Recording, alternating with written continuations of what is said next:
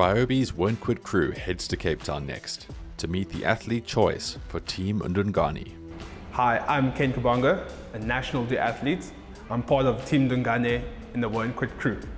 So I've always been part of a sporting culture. I was lucky enough to represent my province in both hockey and athletics across country. And that also took me to my career as a physiotherapist because I wanted to do something in sports, and the closest thing I could find at the time was physiotherapy at UCT. How I got into duathlon, it's a funny story. Obviously, as I said, I ran provincially. Stopped for about 5 years after varsity, and COVID hit, and I had to find something to do. So I went back to my natural roots of running. But before I even got to that, I played rugby actually, and I broke my ankle, picked up about 20 kgs. I joined a challenge through F45 gym, lasted 20 kgs, and the running became natural again.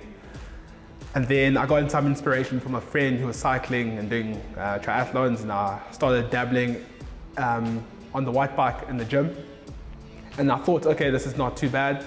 And for fun, I entered the race, the Cape Town Duathlon Champs, and had 2 weeks preparation, bought the bike, I think 1 week before. And I performed well, decently in the race. I came 5th, and I thought this is something I could do. So then I upgraded my bike, went to KZN Duathlon Champs, won it after my first attempt. Then further on, went to SA Champs. I came 3rd, which is a big achievement for me because I was within 6 months of starting the sports. And then from that race, I got selected for the South African team to participate at the World Duathlon Championships in Romania recently in May. And there again, I came 3rd in my age group, and it's a big learning curve. And I took a lot of lessons from that. And then I came back 2 weeks later and I won the SA Champs. So I've qualified again for Worlds, which will be in Ibiza in 2023. I've achieved quite a bit in the past 18 months. I know I can get to a specific point, but I need a mentor basically to get me to the next level. And I believe Akona is a perfect fit for me to get me to that next level. With his playing days now behind him, Akona Ndungane is no less focused on sporting excellence. His fields of play may have changed a little in retirement, but he's excited at the prospect of getting to know more about Ken's and helping him prosper. So it was nice to finally get to meet Ken, and just having a chat to him and getting to know him better, and just seeing what a humble and hard-working person he is. It makes me excited to just carry on and working with him and see him getting better in his sport and just growing as a person. We got to chat about his challenges that he's facing, his stumbling blocks that are preventing him from excelling.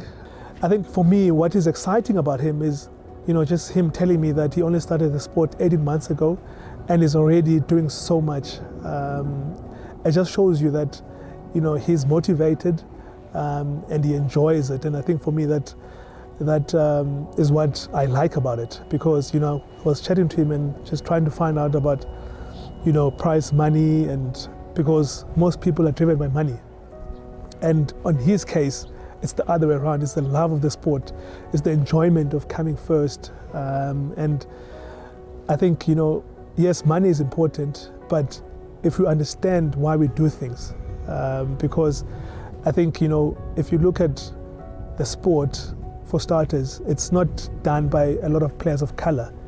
And now he's opening a door that at the moment might not seem like a big thing. But when kids from the township see him, representing the country, doing so well, now they also start to see and show interest in the game. So I think for me, it's way bigger than the sport. And I think, the way he loves the sport that he's doing is motivation enough. And, I just, want to see him succeed and do so well. And hopefully, he can make his family proud and himself. If I look at the mentors that were selected, we're all different, come from different backgrounds. But I think the only thing that connects us is the willingness to help and to give back the experience that we've gained over the couple of years. And for me, you know, just having a chat to Ken and just listening to him, my mind is already thinking, okay, how can I help him grow from what he is now to become a better person? And trying to understand his sport and the way he thinks. And I think there were moments where I felt like, okay, I don't agree with what you're saying, but when I listened to him more talk about it, it kind of made sense. In the sense that, you know, he mentioned that in a sport, naturally, you only peak in your 30s. He's only 28.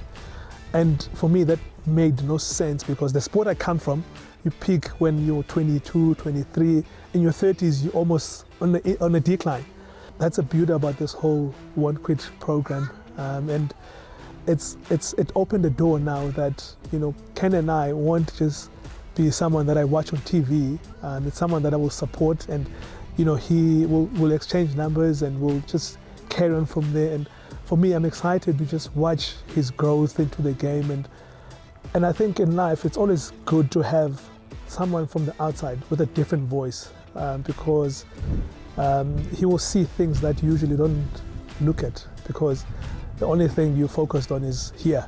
But now if I come in, I don't understand anything about triathlon, then the way I look at it, it's completely different to how he looks at it. So, and I think that's why we'll make a great team because I'll learn from him and I'll give as much input as I can because for me, I'm coming in a different light and that's what I'm really looking forward to. To follow the progress of Team Ndungane and the other teams of the 2022 Ryobi One Quit crew, visit onequitcrew.co.za.